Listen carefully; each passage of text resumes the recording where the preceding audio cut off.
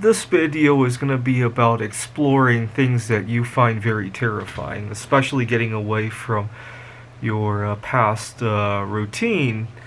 When I was working on my PhD, I had dated a girl who had taken advantage of me, and part of the reason I stayed with her much longer than I should have is that I got terrified about being outside of a relationship. This was around late spring, early summer, and I just didn't know how the rest of the summer was going to play out as a single guy, and I got terrified to the point that I would rather continue to get taken advantage of by her. Except that at the end, I got very ill. I wasn't eating correctly because I was spending all of my money on her. I was eating. I would look for roadkill on the road, and I was eating fish out of Lake Ontario. And I'm very lucky I didn't start a pandemic, but I got very sick myself. I don't think I made anybody else sick, but I definitely got sick myself. And eventually, my body wouldn't let me do that anymore, and I had to break up. And I was terrified that first weekend. And then later that week, I went to a coin show. I used to like to collect coins. And I realized that I had a fun time, even though I went out there by myself. I didn't realize that was possible. When I realized how fun of a time I could have on a Saturday night without a girl, I felt very liberated. I felt like I could take it or leave it the next time I meet a girl. You know, I could actually objectively evaluate if I want to be with that girl. See, when I couldn't take it or leave it, I had to accept any kind of situation. But after I went out that Saturday night by myself, and I realized I could take it or leave it, I felt liberated, to say the least. I was 23 years old, and that was like a revolutionary discovery for me at the time, that you could go out during a Saturday night without a girl. I sometimes joke that it's my other PhD thesis. Sometimes when I talk to younger guys who don't seem to know that concept, I feel sorry that people don't know this concept almost sometimes.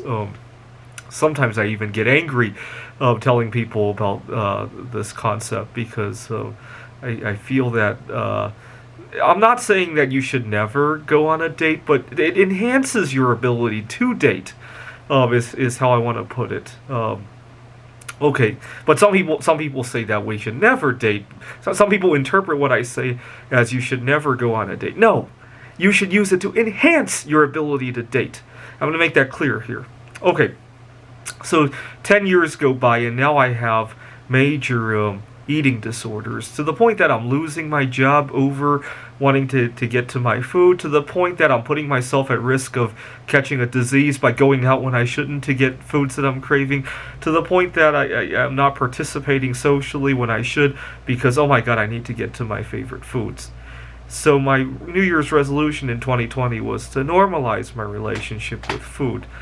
At the beginning of Lent, this would have been mid-February, I decided to go on a 3-day fast.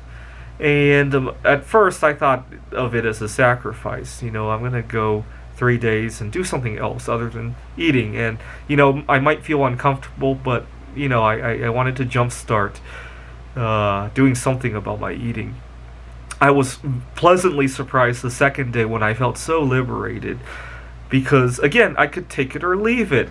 I realized that, you know, on a Wednesday afternoon when I have to go to a meeting at work, right, or on a Friday night when I'm having fun with my friends, you know, and I get a food craving for whatever, and I don't go out to satisfy it, you know, I behave myself at the meeting, I mingle with others at the party, or maybe it's something else that I enjoy doing, right? Maybe I'm writing a computer game and I get intrusive thoughts for wanting to eat something. I could actually enjoy the game.